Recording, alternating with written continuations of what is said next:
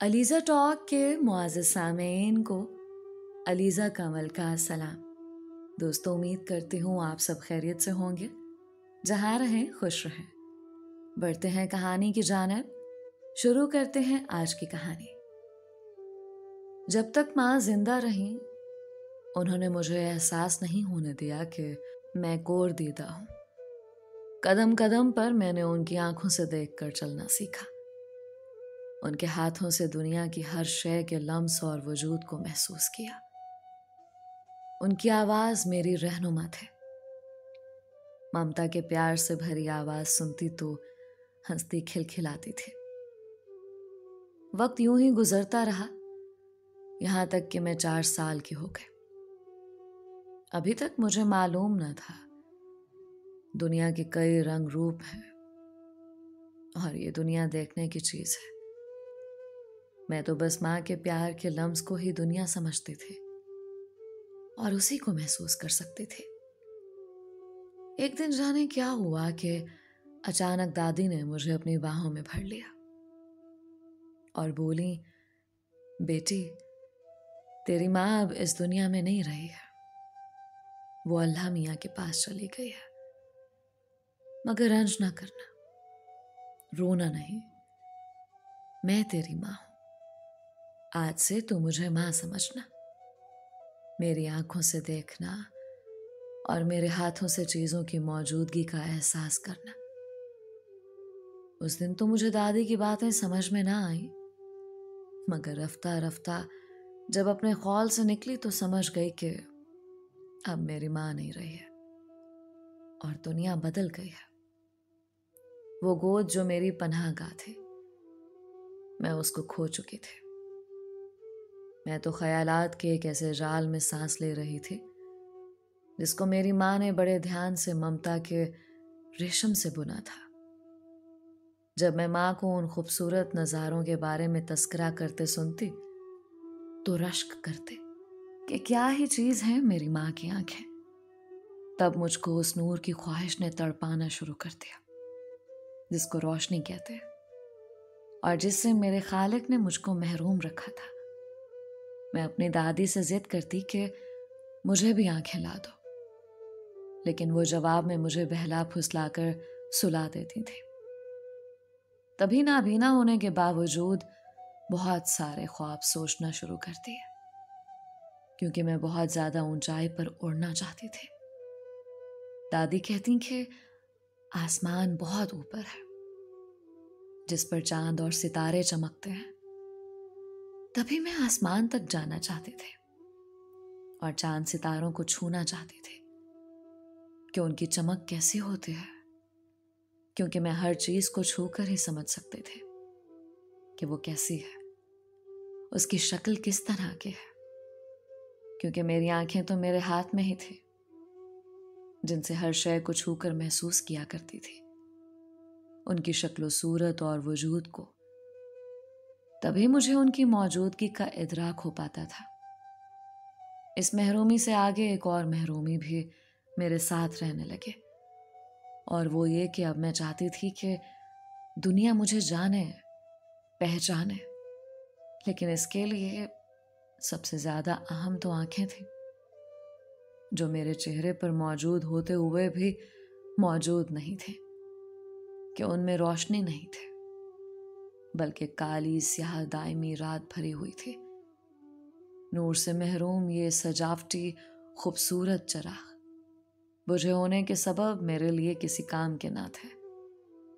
जिनकी खूबसूरती की लोग तारीफ किया करते थे, वो मेरे लिए बेकार थे कि मैं उनसे देख नहीं सकती थी, जिनमें बस अंधेरा ही अंधेरा भरा हुआ था। अगर कहीं से बसारत आ जाती तो यही आंखें मेरे ख्वाबों को सच कर सकती थी। दिन गुजर गए। मैं नासमझी के दौर से निकलकर शऊर की मंजिलें तय करते गए। दिन उभरते और शामें ढलते गई। मैं सिर्फ दूसरों की जुबान से सुन सकती थी कि आज का दिन गुजर गया और रात आ गई। मेरे लिए तो दिन और रात के चेहरे एक जैसे ही थे। अलबत्ता ये इल्म था कि जागना है और फिर सो जाना है, फिर जागना है और फिर सो जाना है। ख्वाब आते थे मगर कैसे, सिर्फ आवाजों से बने हुए। जो बातें और आवाजें जागते में सुनती, सोते में भी वही ख्वाब बन जाती थी। एक हमजोली ने जब मेरा दुख सुना तो कहा, पगली, हम अपनी जिंदगी से अंधेरों को खुद दूर कर सकते हैं और अपने ख्वाबों में खुद ही रंग भी भर सकते हैं। तुम देख नहीं सकती मगर सोच तो सकती हो ना। तुम ऐसे सोचना शुरू कर दो जैसे तुम्हारे कंधों पर हैं। इस तरह तुम खुद को ऊपर जाता महसूस करोगे। तुम्हारी जिंदगी में खुशी का एहसास रंग भरने लगेगा और तुम खुद अपनी सोचों से अपनी खुशी का एहसास तख्लीक कर पाओगे। तब तुमको एक नई और अनोखी जिंदगी मिल जाएगी। सहेली की बात मेरी समझ में ना आए, मगर जब बहुत गौर किया तो उसकी कई बातें समझ आने लगी। दादी अम्मा ने मेरे लिए एक तोता पाला हुआ था। वो जब लाया गया था तब वो छोटा सा बच्चा था। जब पालतू हो गया तो मेरे हाथ पर बैठ जाता और मैं उसे फल या सब्ज मिर्च खिलाती। वो मेरे हाथ से खाता, तब मैं प्यार से उसके ऊपर हाथ फेरती। दादी अम्मा कहती, बेटी ये इसके पर है, जरा बढ़ते हैं तो हम काट देते हैं, अगर पूरे पर निकल आएंगे तो ये उड़ जाएगा। तब मैं उनको मिन्नत से कहती, दादी आप इसके पर ना काटा करें, ये तो बहुत मुलायम सी चीज है, आखिर क्यों काटती हैं आप इसके अंग को? यह हमसे प्यार करता है, हम इससे, इसलिए इसके पर आ भी गए तो नहीं उड़ेगा। तोता बेवफा होता है बेटी, ये कभी भी उड़ जाता है। वो हंसकर जवाब देती, बेशक उसको उड़ना ना आए तो वो भी कोशिश जरूर करता है, क्योंकि अपने पर फैलाकर हवाओं में उड़ना हर पंछी का ख्वाब होता है। मगर पालतू परिंदों को चाहे उड़ना ना आए, ये उड़ान जरूर भरते हैं। फिर जब बुलंदी तक नहीं पहुंच सकते तो बहुत ऊपर से गिरते हैं, तब बहुत चोट लगती है उनको। मैं उसको इस तकलीफ से बचाना चाहती हूँ। एक दिन मेरी सहेली निदा ने मुझसे कहा, बीना तुम ऐसा सोचो जैसे तुम्हारे कंधों पर उस तोते की तरह पर आ रहे हैं, और जब पर पूरी तरह आ जाएंगे तो तुम उड़ सकोगे। तब ये सोचकर तुमको बहुत खुशी होगी। बस खुशी के इसी एहसास को जिंदगी कहते हैं। तुम इस तरह ख्वाब देखकर अपने नाबीना होने की महरूमी को मिटा सकोगे। उसने सही कहा था। मैंने ऐसा ही सोचा और फिर ख्वाब देखने शुरू कर दिया जैसे मेरे दोनों कंधों पर आ रहे हो।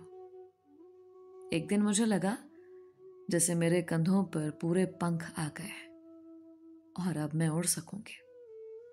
मैंने दादी से कहा, अब मैं 15-16 साल की तो हो चुकी होंगी। वो बोली, हाँ ऐसा ही है, मगर ये सवाल क्यों किया है? इसलिए कि मुझे लगता है मैं अब उड़ सकती हूँ। वो हंसने लगी, बेटी इस उम्र में पर हो या ना हो, इंसान यही महसूस करता है जैसे वो उड़ सकता है।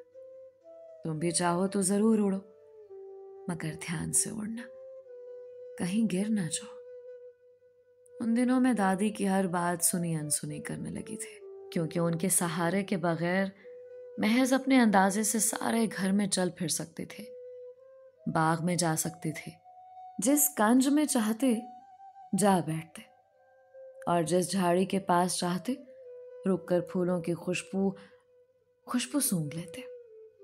मुझे ना कोई कांटा लगता और ना कोई ठोकर। मुझे सताइश की तमन्ना ना थे, सिर्फ गुलाबों को छूने और हवाओं में उड़ने की ख्वाहिश थे। छूकर ही मैंने बहुत से गुलाबों को पहचाना, सूंघकर ही उनकी रंग बरंगी खुशबू का फर्क महसूस कर लिया था कि ये गुलाबी रंग का है और ये सुर्ख रंग का।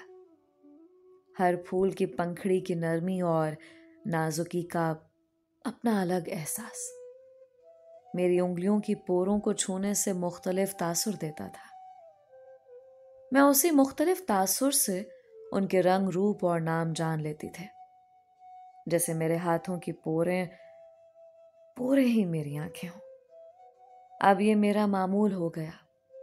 सुबह सवेरे घर से बाग की तरफ निकल जाते और देर तक गुलाबों के झुंड के पास बैठे रहते। एक दिन ऐसा आया कि उन रस्तों और गुलाबों से मेरा जी ऊब गया। अब मैं नए और ज्यादा वसी बाग में जाकर चहलकदमी करना चाहती थी। फूलों भरे नए नए कंज तलाश करना चाहते थे।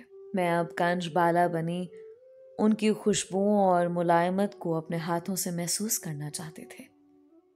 मेरी जिंदगी का हर लम्हा एक नया लम्स और एक नई खुशबू का आरज़ूमंद था। हवा के झोंके जब डालियों में सरसराते जिंदगी में दिलकशी बढ़ जाती थी और मुझे अपने जिंदा होने का भरपूर एहसास होता था। मैं कभी अकेली और कभी अपनी चचाजाद बहनों के साथ बाहर जाते, उनके साथ बचपन में खेलती थी। अब उन्हीं के हमरा बाग के सैर को जाने का मन करता था। बचपन में वो दरख्तों के पीछे छुपकर मुझे आवाजें देते, मैं उनकी आवाज की सिमत का सही तायुन करके ढूंढ लेते। ये खेल अब भी मुझे भला लगता था। एक रोज मैं अपनी सहेलियों के हमरा बाग में थी। वो सब एक जगह बैठकर बातें करने में मशगूल हो गई और मुझे भूल गई कि मैं भी उनमें मौजूद हूं। अचानक मेरे दिल में एक आवाज किसी झोंके की तरह आई कि मुझे कहीं और जाकर किस्मत आजमाई करनी चाहिए। आखिर दुनिया इतनी बड़ी है, आगे और बाग होंगे, फूल होंगे और उनकी खुशबुएं और ज्यादा सहर भरी होगी। मैं चुपके से उठी और सिरकती हुई उनसे दूर होती गई। वो अपनी बातों में मगन रही। मेरे जाने पर किसी ने ध्यान तक ना दिया। मैं कदम कदम आगे बढ़ाती जा रही थी। रास्ता साफ और सीधा था। उस बाग से निकलकर एक और बाग में जा पहुंचे। यहाँ की फजा में कदरे खामोशी थे। मुझे यूं लगा कि यहाँ कोई मौजूद नहीं है, जैसे उस बाग को तन्हाई का रोक लग गया हो।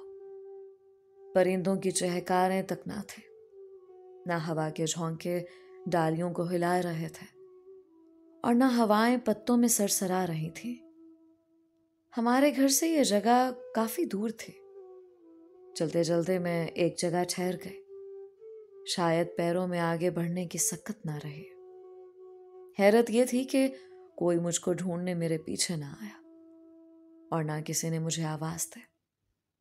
मैं एक पत्थर पर सुस्ताने के लिए बैठ गई, अपनी दुनिया में गुमसुम। करीब से मुझे गुलाबों की खुशबू आई। यकीनन यहाँ गुलाब के फूल खिले हुए थे। सोचा दम ले लूं तो आगे जाकर फूलों की खुशबू को रूह में उतारूंगी। अभी ऐसा सोचा ही था कि किसी ने कहा, क्या तुमने हमारा बाग देखा है? यहाँ हर रंग के गुलाब हैं। फिर वो तासुफ से गोया हुआ, लगता है तुम नाबीना हो।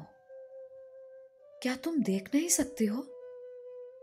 नहीं, मैं नाबीना नहीं। मेरा नाम तो बीना है। अच्छा, तो तुम नाम की बीना हो, मगर मैं तो तुमको अपने बाग की दिलकशी दिखाना चाहता था। अफसोस कि तुम अंधी हो। अंधी हो, मगर उनको छूकर और सूंघ कर देख सकती हूं। एक हिस्स नहीं है, लेकिन बाकी सब हिस्से मेरे पास हैं। मुझे इतना पता है कि इनमें जो कांटे हैं उनसे कैसे बचा जा सकता है। मैं गुलाब को पकड़ती हूं, मगर कांटों से हाथ जख्मी नहीं होते। ये तो कमाल की बात है। वो हंसा था। हमारे हाथ तो आंखें रखते हुए भी जख्मी हो जाते हैं। कोई ना कोई कांटा लग ही जाता है, हालांकि हम उनको देखकर छूते हैं। यही तो है कमाल की बात। मैं खुशी से हंसने लगे। मुझे इल्म न था कि मुखातिब की नीयत क्या है, और मैं ताकतवरों की दुनिया में थी जहां वो जो चाहते कर सकते थे। हमारे पड़ोसी के उस नाजों पले बेटे ने मुझे अकेला, नातमा और नाबीना समझकर घेर लिया था। मैंने मिन्नत की, मगर उस अमीरजादे को मेरी कोई आवाज सुनाई ना दे। अगर मैं अंधी थी तो वो भी बहरा हो चुका था। तभी फजा ने दम साथ लिया, जैसे हवाओं ने रुख मोड़ लिया, और पानी की सांसें भी ठहर गई हूं। नदी भी साकित हो गई थी। मैं जो हवाओं में उड़ना चाहती थी, उसने एक खूबसूरत तितली समझकर मुझे पकड़ लिया। मेरे ख्यालों के खूबसूरत परों को तोड़कर मेरे वजूद से हमेशा के लिए जुदा कर दिया। मैं फरियाद करना चाहती थी, उसने मेरे मुंह पर हाथ रख दिया और मुझे गूंगा करके एक कोने में तन्हा छोड़ दिया। बहुत देर तक मैं खाक पर गिरे रोती रही। उठकर चलने की हिम्मत भी ना थी। परवाज क्या करती। पर तो मेरे उस जालिम ने नोच डाले थे। रेंगते हुए अपनी मंजिल तक जाने की कोशिश की। मेरी आहों से भरा हर कदम डगमगाने वाला था। अंधी होने के बावजूद वो पांव जो ठोकर खाते ना थे, अब ठोकर पर ठोकर लग रही थी। वो बुलंद हिम्मती जो सदा मेरे साथ रहती थी, वो आस और उम्मीद जिसका दर मैंने हमेशा खुला रखा था, वहां भी दीवार खड़ी थी। मैं 2-4 कदम उठाती और फिर बैठ जाती। लगता था कि मेरी हर सांस में जहर उतर चुका है। मेरी रूह ऐसी हैवानी दुनिया को महसूस करके कांप उठी थी जिसको पहले कभी मैंने जाना ना था। ये कैसा बाग था जहां सब्ज बाग दिखाकर मासूम तितलियों की जिंदगियों से उनके रंग छीन लिए जाते थे।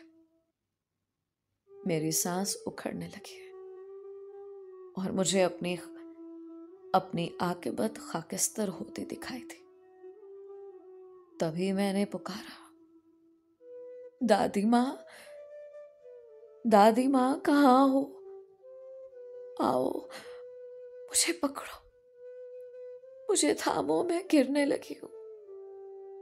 एक भारी आवाज सुनाई थी, बेटी, तुम्हारी दादी माँ यहां नहीं है, लेकिन तुम अकेली यहां तक कैसे आ गई? इधर आओ, मेरा हाथ पकड़ो। मैं तुम्हारे घर की अकबी तरफ रहता हूं। तुम्हारे घर तक तुमको पहुंचा दूंगा। डॉक्टर साहब, ये बाग किसका है? मेरा है, और तुम मेरे पड़ोसी शेर खान का बाग पार कर आई हो। और आपका बाग कहाँ है? नदी के उस पार। हैरत है कि तुमने नदी को कैसे पार किया? तुम तो देख नहीं सकती। अंकल, मैंने रोते हुए कहा, मैं नाबीना होकर भी नदी को पार कर सकती थी, क्योंकि मुझको अंदाजा था कि पुल कहाँ है। मगर अब दुनिया मेरे लिए तारीख हो गई है। मेरे दिल की आंखें हमेशा के लिए बंद हो गई हैं, बुझ गई हैं। अब मैं पुल को बगैर किसी सहारे के पार नहीं कर सकती। मायूस ना हो बेटी, मेरे बाग में आकर तुम्हारे दिल के चिराग गुल हुए, तो मैं उन्हें रोशन करने की पूरी कोशिश करूंगा। नहीं अंकल, मेरी आंखों के चिराग आपके बाग में आकर बंद नहीं हुए। इससे जरा पीछे जो बाग है गुलाबों का, वहां बंद हुए। अच्छा ठीक है, मैं उनमें नई रूह फूंक दूंगा। एक बार मुझे अपनी आंखों का मुआयना करने दो। उन्होंने मेरी आंखों का मुआयना किया और बोले, ए खूबसूरत बच्ची, तुम्हारी आंखें ठीक हो सकती हैं, मैं तुम्हारे लिए कुछ बंदोबस्त कर सकता हूं। ऑपरेशन से तुम दोबारा देख पाओगे। मैंने कहा, फिलहाल मुझे मेरे घर पहुंचा दे, मेरी आंखों में रोशनी लाने का इंतजाम बाद में करना। आपको शायद ये सुनकर हैरत होगी कि मैंने डॉक्टर सफदर को मायूस किया और अपनी आंखों का ऑपरेशन कराने से साफ इनकार कर दिया था। वो कई बार मुझे कायल करने आए, मगर मैं राजी ना हुई। एक दिन उस फरिश्ता सिफत इंसान को अजल अपने साथ ले गए। मैंने दादी से कहा कि शुक्र है मैंने ऑपरेशन नहीं करवाया, मैं अंधी ही ठीक हूं।